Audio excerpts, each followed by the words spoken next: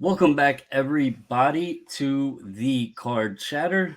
This is episode 2 with Refractor Jones and Bobbles and Ball Cards. Hope you all are doing well out there. We appreciate all of the listeners and the interaction. I hope you guys are really enjoying this. Episode 1 obviously was the intro. Episode 2, we will start getting into some meat and potatoes, various topics. Hope you are doing good, Mr. Refractor Jones. Um, let's start off and we will see here. All right, so we talked last time like about time in the hobby, things we enjoyed. You had mentioned, and again, I want to reiterate, we're not just two grumpy old men that say you need to only collect vintage cards, because as Refractor Jones mentioned, one of his, well, actually his biggest passion is obviously, as the name states, refractors, which he mentioned he started in 93, which would obviously allude to they're not vintage. So let's go into this, and we'll start off by saying you got a 40-year history, but you love refractors. You were magnetized to them in 1993. I know you like building 93 finest refractor sets. What is your play? Are you a long term or are you short term? Ooh, 100% long term because I'm in it forever. So I mean, until I take my last breath, I'm in this forever. So for me, the play is always long term, and financially, I don't see any financial gain in this. Will my children reap the rewards? Yep, but that's okay. For me, I'm reaping the rewards of the joy of the hobby. So that's all I need. So you you mentioned long term, and you mentioned your children, which obviously we have had this discussion privately before, but and you mentioned it in the last one. You've kind of, and you jokingly played it along, but the Satchel Paige Leaf is like your end game, and you said that you've been instructed to your daughters that uh, when it's your time comes, you want them to obtain that card for you and send you off with it as your blessings. And then I'm assuming by what you just mentioned with saying your children will reap the rewards, many of your collections pieces along the years will be passed along. Like obviously, with a collection as large, you post on your Instagram and everything 300,000 plus refractors. That would be a massive undertaking to take with you. So obviously your children, and they will be forwarded all of the treasure, right? But for Sure. you, you're not in this as necessarily investor or whatever, or monetarily speaking, but you do understand that it is attached to the cards. And when you hand them down to your children, if so they choose to sell them, you don't want to just leave them with a bunch of bearing and trouble. You know that there will have some financial aspects to what you're passing along, correct? Yes, sir. Yeah, my kids know that my collection, everything that I have has value, monetary value, because anything that I feel that doesn't have real monetary value, I tend to bulk up and it gets donated, and I just move it around in different places where I either give it to a senior center or I give things to Children's Hospital and give cards to kids and that type of stuff. But my primary collection, which is just a little bit over 2 million cards, I try to make sure that everything that I have has value. So, and I haven't gone in depth and done spreadsheets on everything or anything like that. But my kids know that everything I have has a value, and they know that they're going to be the ones that are going to reap the rewards. I mean, I have 500 plus game used uniforms, so working in professional baseball, so afforded me to be able to play with all kinds of things. So I understand they're not going to keep all this stuff, and they're girls. I also have a son, but how much are they really going to want to keep of all this stuff? This is my passion, and it shouldn't hold down their dreams and whatever their passion is, in the future. So if they do sell all this stuff, I'm all for it. For me, I'm just going to enjoy it. So, would you say, and this is kind of like and I've stated this before as well. Would you say that in a sense that you look at it as you enjoy it today and they enjoy it tomorrow in a sense of terms, but your enjoyment of it today isn't because of the monetary value, it's because of just the passion behind the love for sports cards, sports in general, memorabilia, as you just mentioned, that sort of thing.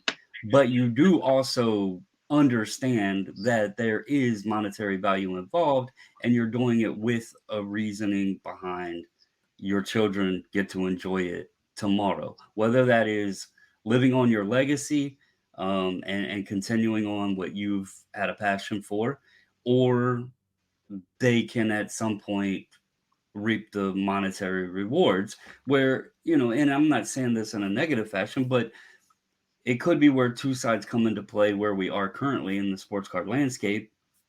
you know there are people who are just passionate collectors, and then there's other people who are in it, as we discussed also in episode 1, for monetary reasons. And both of us, I think, in a sense, could agree that could be an instance in the future, because I am in the same boat. I have two children, and they understand the value of the cards, but they don't have that same interest and passion for the sports or the cards. They appreciate them. They know what they are. They like looking at them, but they're not like they don't have that passion or attachment for them. Would you tend to agree the same in your situation? That it's a great Absolutely. enjoyment for you, but you also know that it has a future value for your children. Yeah, yeah. For me, it's my play. So I get to play, and I play with my cardboard. I enjoy my cardboard, and for them, they'll be able to basically take it and sell it and do what they want with the money, whether they're going to buy homes or they're going to move further on in their business opportunities that they may have, whatever they want to do. It doesn't matter to me. I won't be here any longer. So if if it means that they get to enjoy the rewards of my passion, I'm all for it. But I'm also a big proponent of my collection living on in others, in other people. So I like Right. gifting, pieces of my collection to other people, because of course I can't take it with me. So and when I do that, that's a way for me to keep my collection living on in other collections and in other people's, their hoard. So this brings up something, and to clarify with everybody, we do have a good list of topics here.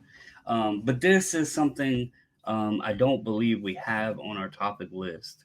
Uh, but it's something I would like to tie in, kind of going about the question and topic of long term or short term. And I am basically similar. I don't have the scale or the collection that you have. I've again mentioned previously um, other times that I've had to actually restart my collection twice. So that's another reason I am very proud of what I've able to obtain this time around. But I also do make purchases at times of things that I am absolutely excited to obtain, but I also know that at some point when I hand it down and forward it on to my kids, or I leave Earth, what have you, that it's something that will retain a value for it. But it's also begged a question of me, and maybe this is something you could touch on with your thoughts, or if you've thought about it. We hear a lot today in the hobby that we need to keep the kids involved. and it's 100% true.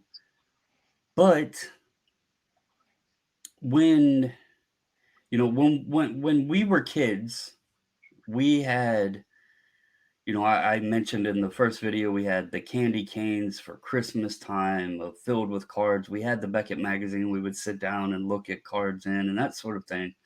And then, I noticed there's kids at shows today, but you can watch it on some of these videos. It seems that they're mostly attached to the dollar amount.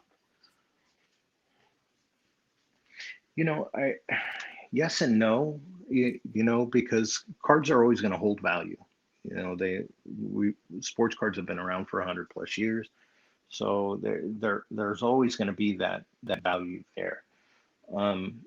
Where I see that, what you're talking about is that a lot of kids today are in this hobby because of the financial aspect. They're not into it because it's their favorite, baseball team, or it's their little league team and that became their favorite team. Because when I was growing up, I played when I played baseball, I played for the Pirates and I played for the Cardinals. So the two favorite baseball teams that I have, Pirates and Cardinals. I've just always loved those two teams. So I've always had that attachment. There's always been that emotional attachment. And for kids, most of the kids, even most recent at the National, watching them, walking around with Pelicans or their small little cases, it's all about, hey, I've got this and this is what it comps out at. What do you want? What are you willing to pay? Right. And to me, and being the nostalgic person that I am, it makes me hard. It makes me sad. Yeah, and that's just something I've thought about. Like, I look back across, and I bring this up often because it is an important timeline, and I think it's just the importance of it across the 80s into the 90s isn't discussed as much. A lot of times people talk about the Beckett and being the price guide that it was, but looking at the cards, look, I mean, one of my favorite things, and I'm sure you probably did the same thing. I know it's popular on YouTube today for influencers to do a top 5 cards going up thing. But one of the coolest things that I remember was getting that Beckett and looking and seeing who's on the hot and cold list, right? You wanted to see what players was Beckett telling you was the hot and cold. So I kind of understand the influencer mantra with the charts and graphs and doing the top 5 going up, because it's based off the same thing of what we enjoyed as kids looking in that Beckett magazine on the hot and cold list. But there also was just so many stories in there of these cards that, again, were like unicorns. We didn't really know they existed outside of pictures. And Hmm. that attachment and those memories is one reason why I question, like, you see posts on Facebook all the time, and it would be great if more kids were involved. And I mean, as you said, they were attached to their Little League Pirates team. And so they wanted to collect the Pirates because those big league ball players wore the same uniforms that they had on the Little League ball field, right? They wanted to become Key Brian Hayes, so to speak, of today. And there might be some kids out Hmm. there, but I don't know that they're having the same attachment. And people laugh at this. They're like, oh, yeah, the kids are going to Walmart and they're buying all this stuff. And, adults don't understand. Kids aren't dumb. You know, when you're going and buying all of the optic or all of the prism up, well, they're hearing the voices on YouTube say, that Topps Big League, you're not going to get, the best rookie card out of it. So they're going to want the Right. product that's going to give them the opportunity for the best rookie card. So when they go to Walmart, they're going to know, okay, this product's not that great. This product's not that great. So adults think, well, just because I buy the Optic and Prism, there's other stuff on the shelf. And if the kids really want to collect cards, they would collect it. That's not true, because they're Yeah. hearing these adults say this stuff and they're learning Right. and listening, and they want that optic, they want that prism, they want that Topps chrome. And all I mostly ever see is adults buying the wax. Like, I can go to Walmart, I can go to Target, I can, I go to my LCS, and sadly, most of the time, if I do see a kid, they're looking for Pokemon. They're not looking for sports cards because the prices are so high today on the products. The retail flipping has become so big over the last 2 years. I mean, let's be real. In 2019, those shiny yellow boxes at Walmart with clearance wrote on them were stacked to the gills with product because nobody wanted it. But then the boom happened, and you know, I just wonder, has kids been forwarded the same opportunity that we had? They don't get, we don't see at Christmas time those big plastic candy canes filled with random packs of cards, the even just loose singles that you could get some great stuff in those. It was like repacks, but it had great cards in them. I, you know, a lot of kids now are not going to be able to. Okay, got me. Yeah, I can hear you. Go ahead. Okay, so a lot of kids now are not going to be able to understand the way we collected, because everything does revolve around that financial aspect of the game now. And a lot of kids aren't going to a Walmart or Target and buying stuff. It's generally, sub 20-year olds and basically the 35-year olds that are buying and flipping and trying to play that game. And they may have a young son or a daughter that may play with Pokemon or Yu-Gi-Oh or whatever it is, but there's not that real attachment in sports cards with kids, and that's where Fanatics is going to have a big issue with trying to pull those 7 to 13-year-olds and keep them Yep. engaged in the sports card industry, and that's going to be super super tough for them to do. Yeah, and that's why, like, I brought this topic up based off of the long term outlook topic, because I completely get, sports cards have been around for 100 plus years, but you know prior to really the late 80s or 90s, we also didn't have video games that were influencing what kids did. There wasn't Sure. an enormous amount of streaming platforms to watch ungodly amounts of TV. YouTube didn't exist. eBay wasn't around. And then Pokemon came around in the late 90s, as well as other trading card games. So there's just many different things that in the past 20 years has kind of changed the landscape of what kids' interests have been.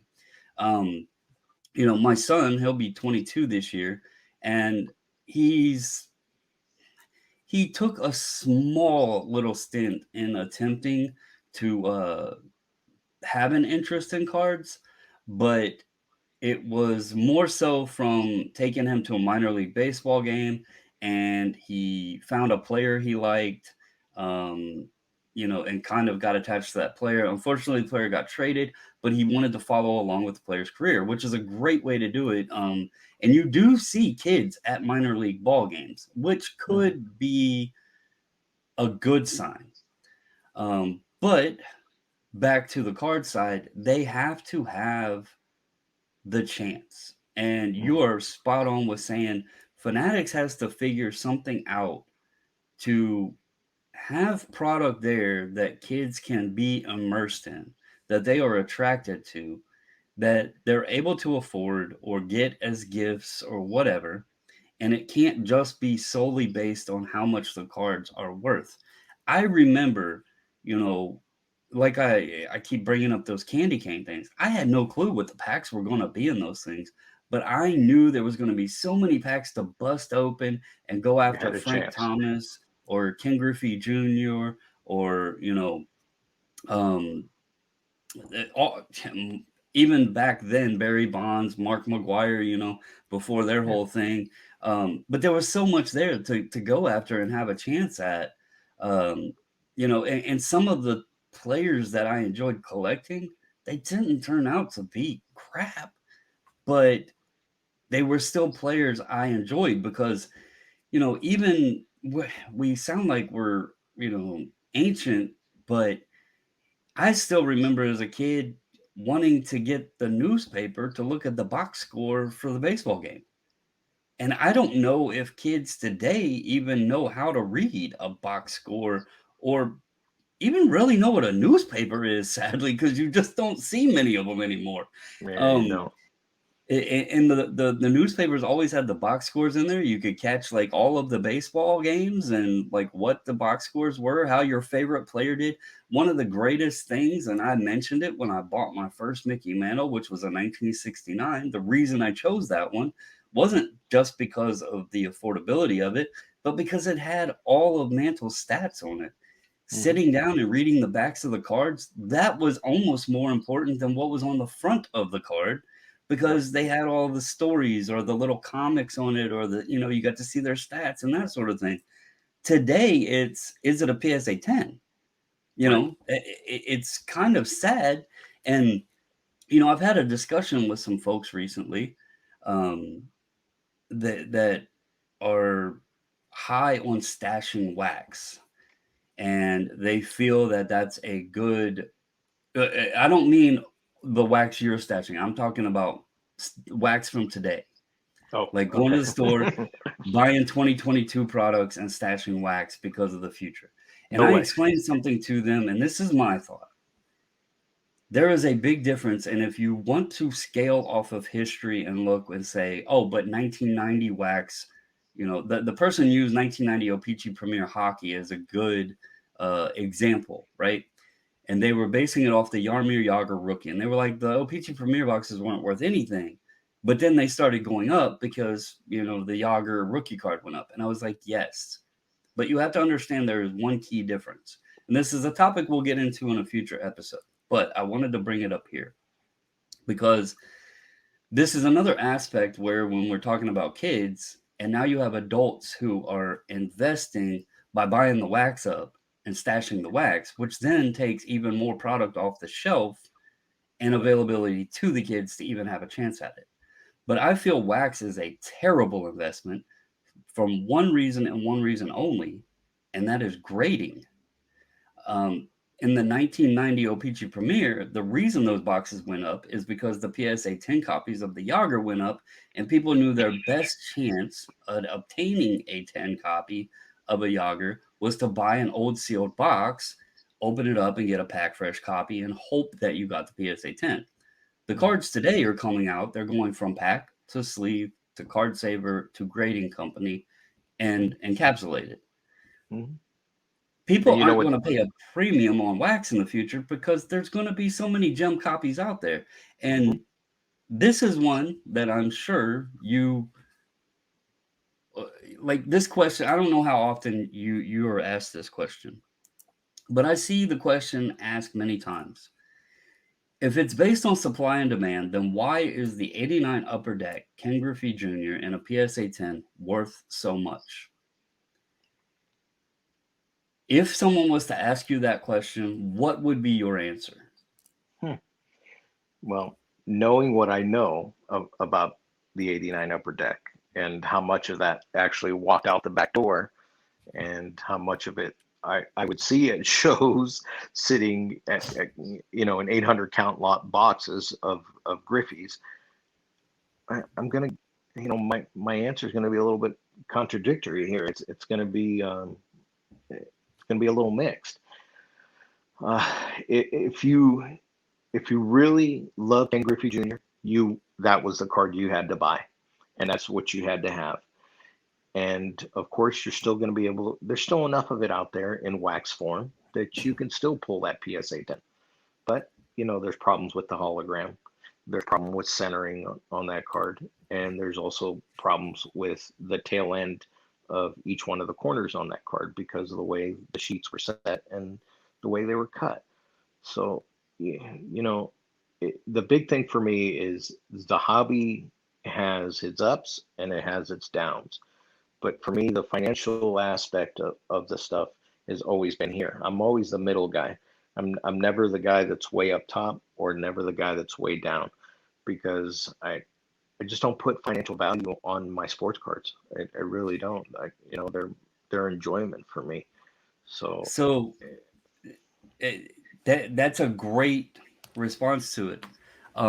It actually was something that I was diving into because I was like, there's more to it than it just being a PSA 10. And let's be clear, and I actually have this information up on my screen already, but the card isn't rare. The 89 Upper Deck Griffey isn't rare at all. In fact, hmm, just PSA alone has graded over 90,000 copies of that card. Okay. So it's not rare. But why is the 10 valuable? And the best thing that I could explain for this, and this is something that's, I think, overlooked. We know that cards and the values are naturally based off many other things in this world, which is supply and demand. The 10 is not a rare card either. There's 4,040 PSA 10s. It's not three rare. three here. The key is, as you just mentioned, you have three. If you go on eBay and you type in 1989 Upper Deck Ken Griffey Jr. PSA 10, now this is going to give you some autographs in there because if people had the card signed and it got a 10 auto, it's going Yeah. to throw those in there as well. But even with those copies, there is 58 results that come up. Hmm. A card that has been graded over 90,000 times by just PSA alone and has over 4,000 PSA 10s, even adding in autographed copies into the search results, there's only 58 results for it. Why is the card valued?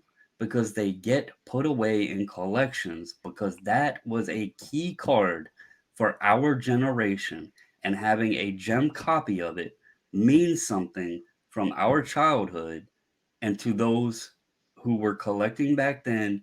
And that when people say a grail card, that's probably considered a grail card to many people It because is. that was the card they chased when they were 6 years old, 9 years old, 10, 12, whatever. Hmm. And Yep. that was the card of our generation.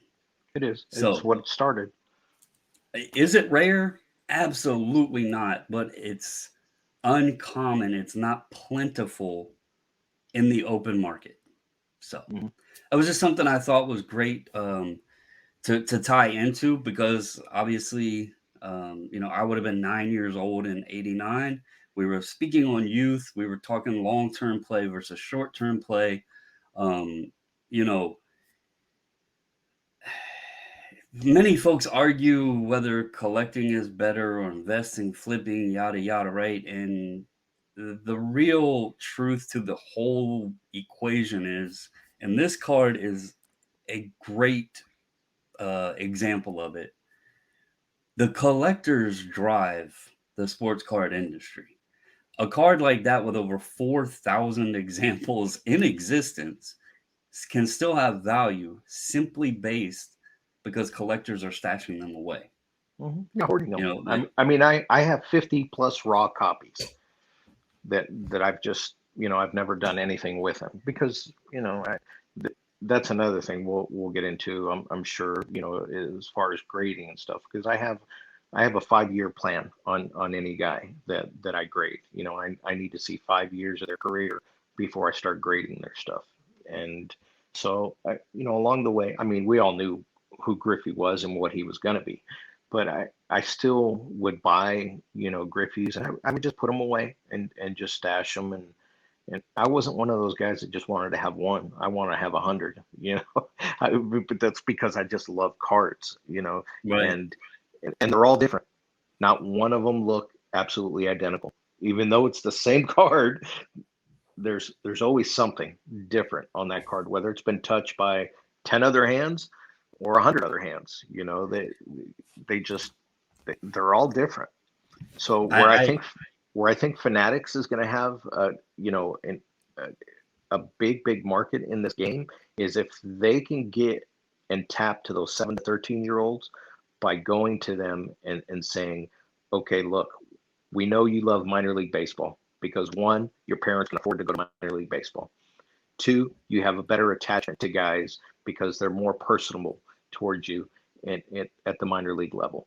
So if Fanatic starts producing any kind of minor league type of stuff and starts growing their brand with those guys coming up through the generations, you'll see guys that will be similar to Griffey in this era for them as Griffey was for us.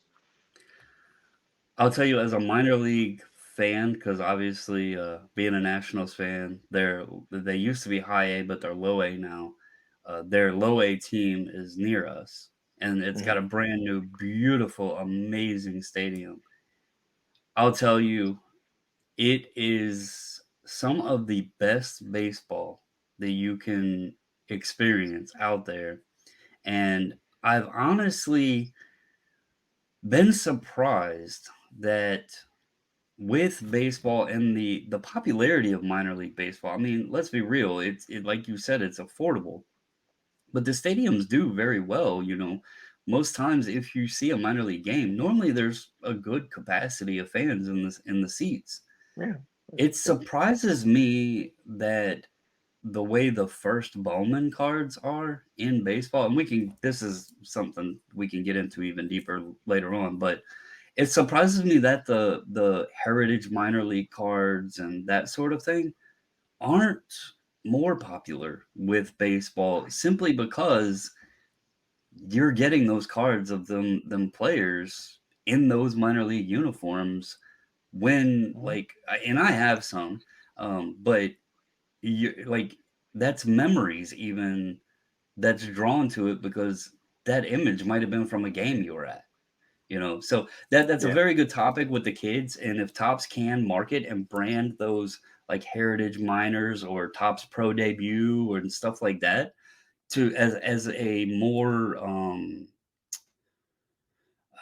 easier to obtain, cost of effective, affordable product to the younger generation, it could at least grasp their attention to the cards a bit. So I think that's a good place to end on for episode 2. I think you left us with a good topic to roll into off of this, with you mentioning your 5-year plan. So thank you again for everybody for tuning in. Thank you, Refractor Jones. Hope everybody has a wonderful evening, and God bless.